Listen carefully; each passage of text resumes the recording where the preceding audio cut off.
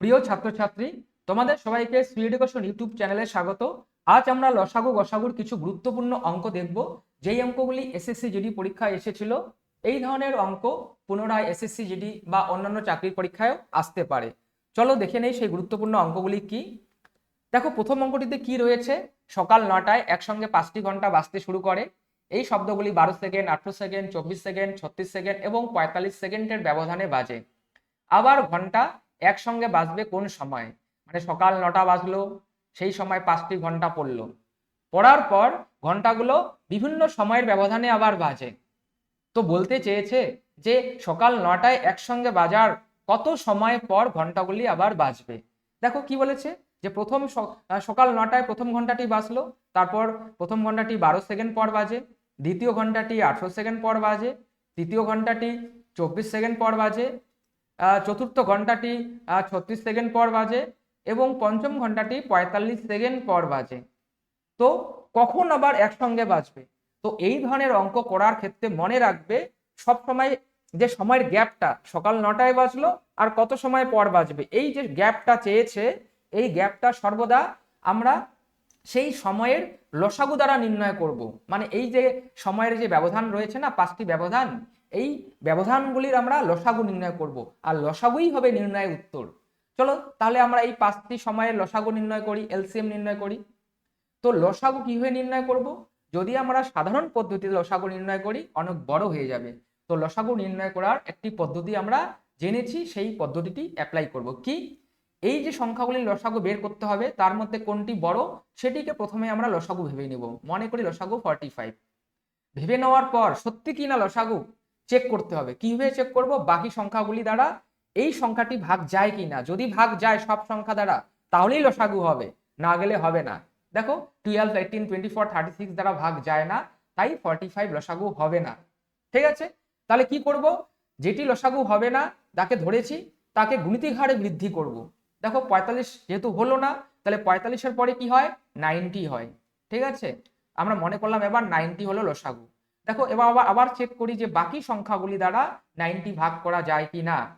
দেখো একমাত্র কত, 12, 18, একমাত্র 18 দ্বারা ভাগ করা যায় 90-কে, বাকি সংখ্যাগুলো দ্বারা কিন্তু যায় না। তাহলে কি করব? যেই সংখ্যাগুলো দ্বারা যায় না সেই সংখ্যাগুলোকে বিশ্লেষণ করতে হবে। ঠিক আছে, 18 দিয়ে ভাগ যায় তাই 18কে বাদ দিলাম, আর যেই সংখ্যা দ্বারা যায় না তাকে বিশ্লেষণ করব। 12কে বিশ্লেষণ করব 3 × 4, কারণ 3 × 4 = 12। যখন বিশ্লেষণ করলাম দেখলাম কি 3 আর 4 পেলাম। দেখো 3 দ্বারা কিন্তু 90 বিভাজ্য, তাই 3 কে বাদ দিলাম। 4 দ্বারা কিন্তু বিভাজ্য নয়। যেই সংখ্যা দ্বারা বিভাজ্য নয় সেই সংখ্যা দ্বারা কিন্তু, যাকে আমরা লসাগু ভেবেছিলাম, তাকে গুণ করব। দেখো 4 দ্বারা আমরা 90-কে যদি গুণ করি কত হয়? 360 হয়। তাহলে এই 364 দ্বারা বিভাজ্য, এবার একে বাদ দিলাম। দেখো এবার আবার বাকি দুটো সংখ্যা রয়েছে, চেক করব 24 দ্বারা কি 360 বিভাজ্য। ডিরেক্টলি হয় কিনা আমরা বলতে পারছি না, যদি না পারি তাহলে আমরা ভেঙে নিব। হ্যাঁ, কিভাবে? 4 × 9, কারণ 4 নং, সরি, 4 6 24, 4 × 6 ভাগ ভাগ করলাম, কারণ 4 6 কি হয়? 24 হয়। দেখো 4 দ্বারা কিন্তু 360 ভাগ যায়, তাই 4কে বাদ দিলাম। 6 দ্বারাও 360 ভাগ যায়, তাই 6 দ্বারা বাদ দিলাম। থাকে কি আবার? 36, আর 36 দ্বারা তো 360 ভাগ করাই যায়, তাই কি হলো? এই 5টি সংখ্যার লসাগু হবে 360। 5টি সংখ্যা লসাগু হবে 360। আমি বিস্তারিত বলে দিলাম যে কিভাবে লসাগু বের করলাম, আশা করি বুঝতে পেরেছো। তাহলে এই যে আমি প্রথমেই বললাম যে সময়ের গ্যাপটা কি হবে? লসাগুটাই হবে সময়ের গ্যাপ। তাহলে এই লসাগু, এই যে সময় সেকেন্ড সময়গুলো রয়েছে, তার লসাগু কত পেলাম? 360 সেকেন্ড। তাহলে সকাল 9টায় ঘন্টা বেজেছে একসাথে, সকাল 9টার পর আবার 360 সেকেন্ড পর একসঙ্গে বাজবে। কিন্তু দেখো অপশনে আমার সেকেন্ড চাইনি, টাইম উল্লেখ রয়েছে, তাই 360 যে রয়েছে সেই 360-কে আমরা 7 দ্বারা ভাগ করব। কেন? সেকেন্ডকে আমরা যদি 7 দ্বারা ভাগ করি তাহলে কি পাই? আমরা মিনিট পাই। কত মিনিট পেলাম? 6 মিনিট। তাহলে সময়ের গ্যাপ কি? 6 মিনিট। মানে সকাল 9টায় একসঙ্গে বেজেছিল, তারপরে আবার 6 মিনিট পর একসঙ্গে ঘন্টা বাজবে। তাহলে কি 9টা বেজে 6 মিনিট পর ঘন্টাগুলি আবার একসঙ্গে বাজবে। তাহলে সঠিক উত্তর হলো ডি নাম্বার। আশা করি বুঝতে পেরেছো। এলসিএম নির্ণয় করলাম, এলসিএম হবে এই ধরনের অঙ্কের ক্ষেত্রে এলসিএম হবে নির্ণয় উত্তর। চলো আমরা পরবর্তী অঙ্কে চলে যাই। 2 নম্বর অঙ্ক কি বলেছে, দুটি সংখ্যার লসাগু তাদের গসাগুর 15 গুণ এবং লসাগু গসাগুর যোগফল 112, এই সংখ্যাগুলির মধ্যে একটি 49 হলে অন্য সংখ্যাটি কত হবে। মানে লসাগু গসাগু দেওয়া রয়েছে, কিভাবে দেওয়া রয়েছে বলছে লসাগু গসাগু দেওয়া নেই, লসাগু গসাগুর 15 গুণ এবং লসাগু গসাগুর 15 গুণ এবং তাদের যোগফল কত 112, এবং সংখ্যাগুলি যে দেওয়া নেই তার মধ্যে একটি সংখ্যা দেওয়া রয়েছে 49, তাহলে অন্য সংখ্যাটি কত বলেছে। তাহলে আমরা প্রথম শর্তানুসারে দেখো, যখন আমরা অঙ্ক পারবো না অঙ্ক ভেঙে ভেঙে আমরা করার চেষ্টা করব, যারা প্রাথমিকভাবে অঙ্ক শিখছো এখন, ঠিক আছে, যখন বুঝে যাবে তখন এই সব অঙ্ক করতে 10 সেকেন্ড হাইলি লাগবে। প্রথমে কি বলেছে দেখো, লক্ষ্য করো, লসাগু মানে এলসিএম, এসসিএফ এর কি বলছে 15 গুণ, লিখে নিলাম এভাবে। এসসিএফ যদি আমরা 1 ধরি তাহলে এলসিএম কি হবে 15, কেন বলে দিয়েছে 15 গুণ, তাহলে 1 এর 15 গুণ 15 হয়। এবং বলেছে কি এলসিএম ও এসসিএফ এর যোগফল, এসসিএফ এর যোগফল কত বলেছে 112। দেখো আমরা রেশিও পেয়ে গেলাম, আর রেশিও পেয়ে গেলে আমরা রেশিও মেথড অ্যাপ্লাই করব। রেশিও মেথড কি আমরা জানি, যেহেতু এই যে 112 কি রয়েছে এলসিএম এসসিএফ এর সমষ্টি মানে যোগফল, আর এখানে এলসিএম এসসিএফ এর রেশিও কত 15:1, যেহেতু এটা যোগফল রয়েছে আমরা জানি, তাই আমরা রেশিওরও কি করতে হবে যোগফল নির্ণয় করতে হবে। কত 16 পেলাম, ঠিক আছে 16 পেলাম। এই 16 হলো এলসিএম এসসিএফ এর রেশিওর সমষ্টি, এটিও সমষ্টি, তাই আমরা নিয়ম অনুযায়ী দুটো এক পাশাপাশি লিখতে পারি, মানে ইকুয়াল করতে পারি আমরা জানি। তাহলে 16 = 112 হলো এবং একে কাটাকাটি করব। 1 এর ভ্যালু কত আসবে 7 ষোলো 112, তাহলে 1 এর ভ্যালু কত পেলাম 7। এখন আমরা জানি 1 এর ভ্যালু পেয়ে গেলে চিন্তা নাই, 1 এর ভ্যালু দিয়ে কি করব, যাকে প্রয়োজন তাকে গুণ করব। আমার অন্য সংখ্যাটি প্রয়োজন কিন্তু অন্য সংখ্যার তো রেশিও নেই, তাই কি করব, তাই ফার্স্ট আমরা দেখে নেই, এই আমরা লসাগু গসাগুটা বের করে নেই। 15 লসাগুর রেশিও, তাই 15 কে আমরা 7 দিয়ে গুণ করলে কত হয় 105, তাহলে আমরা পেয়ে গেলাম লসাগু কত 105। এবার আমরা কি করব, আবার গসাগুর রেশিওকে গুণ করব 7 দ্বারা, তাহলে 7 দ্বারা 1 কে গুণ করলে কি হয় 7 হয়। তাহলে আমরা লসাগু পেয়ে গেলাম ও গসাগু পেয়ে গেলাম, কিন্তু আমার কি বের করতে বলেছে অন্য সংখ্যাটি। তো লসাগু গসাগু যেহেতু আমরা জানি, তো আমরা একটা সূত্র জানি কি এলসিএম মানে লসাগু ইনটু গসাগু এসসিএফ ইকুয়াল টু কি হয়, আমরা প্রথম সংখ্যা ইনটু কি দ্বিতীয় সংখ্যা জানি আমরা। তাহলে এলসিএম কত পেয়েছি 105, এসসিএফ কত 7 বসিয়ে দিলাম, এবং প্রথম সংখ্যা কত দেওয়া রয়েছে 49, মনে করি এটি প্রথম সংখ্যা 49 বসিয়ে দিলাম। তাহলে আমার কি সেকেন্ড দ্বিতীয়, এই দ্বিতীয় সংখ্যাটি আমার বের হয়ে যাবে। দেখো কাটাকাটি করি 7 7 দিয়ে 105 কাটলে কত হয়, একটু কি করলাম কত হয় 15 হয়। তাহলে দ্বিতীয় সংখ্যা কত হলো 15, তাহলে আমরা পেয়ে গেলাম যে দ্বিতীয় সংখ্যাটি কত 15। তাহলে সঠিক উত্তর কোনটি ডি নাম্বার। আমরা রেশিও মেথড দ্বারা 1 এর ভ্যালু বের করলাম, 1 এর ভ্যালু বের করে এলসিএম এসসিএফ বের করলাম, এলসিএম এসসিএফ বের করলে আমরা নিম্ন একটা সূত্র জানি কি লসাগু ইনটু গসাগু সমান সমান প্রথম সংখ্যা ইনটু দ্বিতীয় সংখ্যা, সেই সূত্রে ভ্যালুগুলো ইনপুট করে দিয়ে আমরা দ্বিতীয় সংখ্যা পেয়ে গেলাম। আশা করি বুঝতে পেরেছো। চলো আমরা 3 নম্বর অঙ্কে চলে যাই। কি রয়েছে 400 মিটার একটি দীর্ঘ বৃত্তাকার দৌড়ে এ বি একই সময় একই বিন্দু থেকে যথাক্রমে এত মিটার পার সেকেন্ড এত মিটার পার সেকেন্ড গতিতে চলতে শুরু করে, একই দিকে ছুটে চলার কত সময় পর তারা আবার প্রথম স্টার্টিং পয়েন্টে মিলিত হবে। দেখো কত সময় পর মিলিত হবে, আমাদের অঙ্কটা 1 নম্বর অঙ্কটা করলাম সেই ধরনের অঙ্ক কিছুটা বুঝতে পারছি, সময়ে চেয়েছে। তাহলে আমরা কি জানলাম তখন, যে সেই সময়টার লসাগুই হবে নির্ণয় উত্তর। তাহলে সময় তো দেওয়া নেই, তাহলে কি কি দেওয়া রয়েছে ডিসটেন্স দেওয়া রয়েছে এবং স্পিড দেওয়া রয়েছে। আমরা জানি যদি ডিসটেন্স দেওয়া থাকে আর স্পিড দেওয়া থাকে, ডিসটেন্স বাই স্পিড যদি করি তাহলে আমরা টাইম পেয়ে যাই, এটি আমরা জানি কিন্তু। তাহলে চলো দেখে নেই, এ বি দুজন রয়েছে, লিখে নেই একটু বোঝার জন্য। ডিসটেন্স কত দুজনের ক্ষেত্রেই 400, দুজনের ক্ষেত্রেই 400, তারা দৌড় যে প্রতিযোগিতা সেই 400 দূরত্ব, এবং স্পিড প্রথম জনের স্পিড কত 10 মিটার পার সেকেন্ড এবং দ্বিতীয় জনের কত 16, তাহলে আমরা টাইম বের হয়ে যাবে। দেখো ডিসটেন্স বাই স্পিড মনে মনে আমরা ভাগ করি কত হবে, দেখো 40 হবে, এবার এটাকেও ভাগ করি, কারণ ডিস্টেন্স বাই স্পিড কত হবে, টাইম বের হবে, বি এর টাইম বের হবে কি 16 দুগুনি 32, 8 থাকে 5 16 80, আমরা ভাগ করলাম, তাহলে কত পেলাম যে এর লাগে 40 সেকেন্ড, বি এর লাগে 25 সেকেন্ড। ঠিক আছে, এখন আমরা জানি এই সময় পেয়ে গেলাম, এই সময়ের লসাগুই হবে নির্ণয় উত্তর। তাহলে চলো এই দুজনের লসাগু বের করি বা এলসিএম বের করি।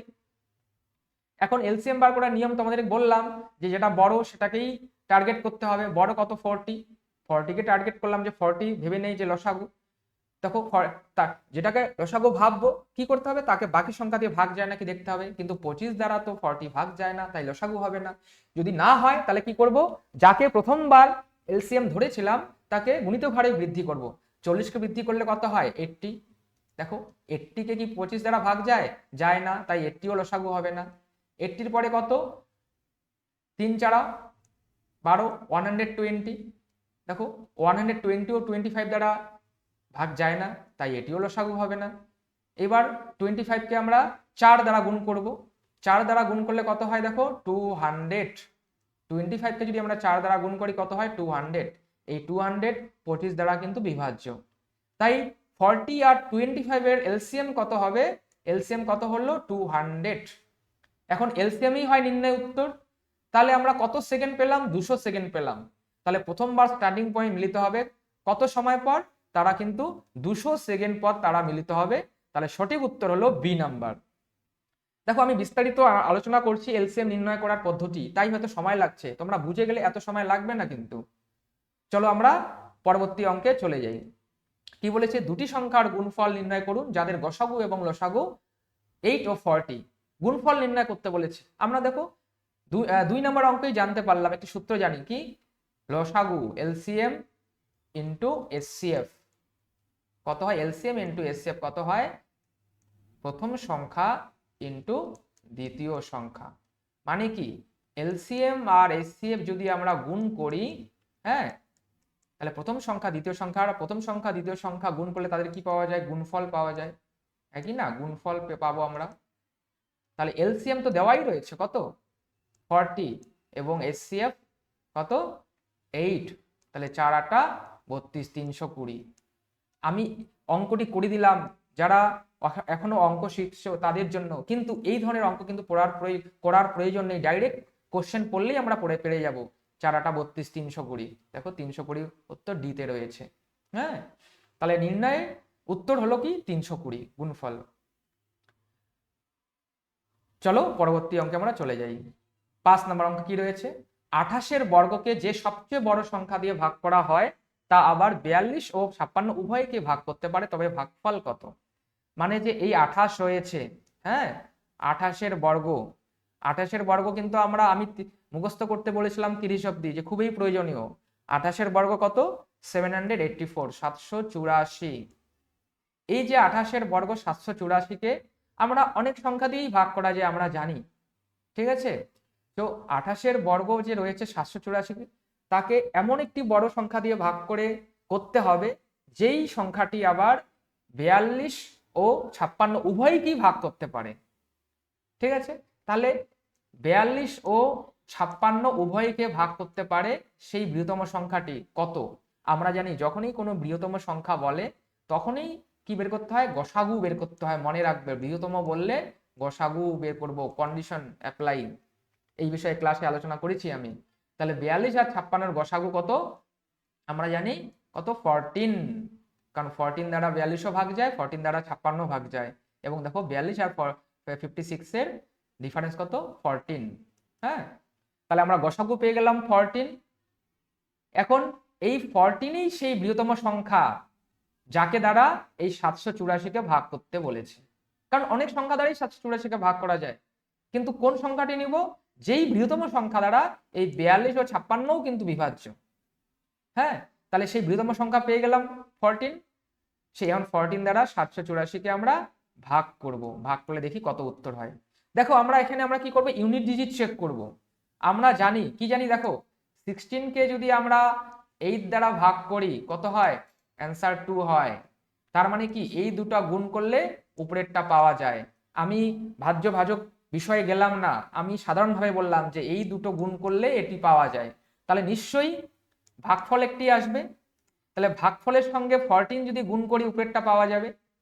কারণ আমি কেন এই কথাটাই বলছি, আমরা ভাগ করতে যাব না, ভাগ করতে অনেক সময় প্রয়োজন হবে, আমরা ইউনিট ডিজিট চেক করব। তাহলে 14 দ্বারা, তাহলে যেটি ভাগফল হবে নিশ্চয়ই সেটি অপশনে দেওয়া রয়েছে।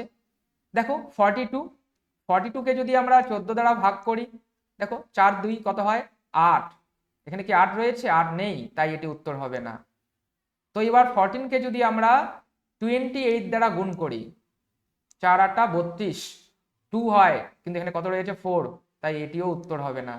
এবং 14 কে যদি আমরা এখন 56 দ্বারা গুণ করি, দেখো 4 6 24, মানে এই 14 কে যদি 56 দ্বারা গুণ করি, আমার 4 6 লাস্টে কি আসবে 4 আসবে, সামনে যাই আসুক ইউনিট ডিজিট 4 আসবে। আর এখানে দেখো উপরে কত দেওয়া রয়েছে 4 দেওয়া রয়েছে, তাই সঠিক উত্তরটি হবে 56। আমরা এখানে ইউনিট ডিজিট চেক করলাম। এই বিষয়ে আমি ক্লাসে আবার বিস্তারিত আলোচনা করব তোমাদের। তাহলে সঠিক উত্তরটি কি 56 পেয়ে গেলাম। হ্যাঁ, তোমরা যদি ভাগ করো তবু 56 আসবে, কিন্তু আমরা ভাগ করতে যাব না, অনেক সময় নষ্ট হবে। তাই আমরা একটি মেথড, অপশন টেস্ট মেথড বলে দিলাম, ট্রিক বলে দিলাম। তোমরা ধীরে ধীরে দেখে ব্যাপারটি বোঝার চেষ্টা করবে। যদি বুঝতে না পারো কমেন্ট করে জানাবে। আশা করি তোমরা আজকে গুরুত্বপূর্ণ 5টি অঙ্ক বুঝতে পারলে। যদি কোনো অঙ্ক বুঝতে না পারো, অসুবিধা হয়, অবশ্যই কমেন্ট করে জানাবে। আবার পরবর্তী মাইক্রো টেস্ট নতুন ভিডিওতে তোমাদের সাথে দেখা হবে। তোমাদের অনেক অনেক ভালোবাসা, ধন্যবাদ।